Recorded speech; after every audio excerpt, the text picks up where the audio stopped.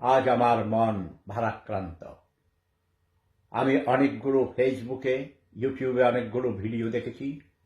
আমি শুনেছি ওই রাজাকার, নব্য রাজাকাররা, যেই রাজাকারদের মাদেরকে পাক আর মৃত্যু দিয়ে নব্য রাজাকার বানাইছে, তারা বলেছে 16ই ডিসেম্বর মহান বিজয় দিবস উদযাপন করতে পারবে না।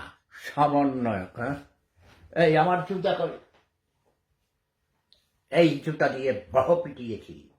শেখ হাসিনার গালের দাঁত ফেলে দিয়েছিলাম। এমন কোনো নেই অজাত কুজাত ছোট লোক ভণ্ডবাদ মায়ের যে আমার এই জুতার বাড়ি খায় নাই। আজকের এই জুতার বাড়ি শুধু সমন্বয়কদের জন্য আর ওদের গুরু আসিফ নজরুলের জন্য। তারও ওস্তাদের ওস্তাদ ডক্টর মোহাম্মদ ইউনুসের জন্য।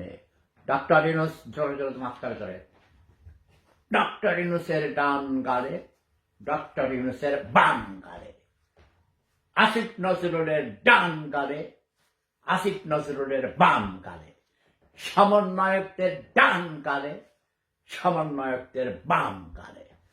এই জুতার বাড়ি খেয়ে যা। আজ বিজয়ের মাসের দ্বিতীয় দিন।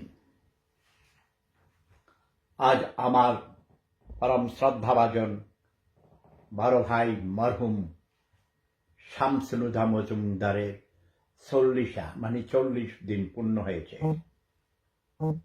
যিনি একজন মহান মুক্তিযুদ্ধের অন্যতম সংগঠক ছিলেন, বীর মুক্তিযোদ্ধা ছিলেন, যিনি ভাতা নেন নাই। একজন শিক্ষক ছিলেন, তিনি শিক্ষকেরও শিক্ষক।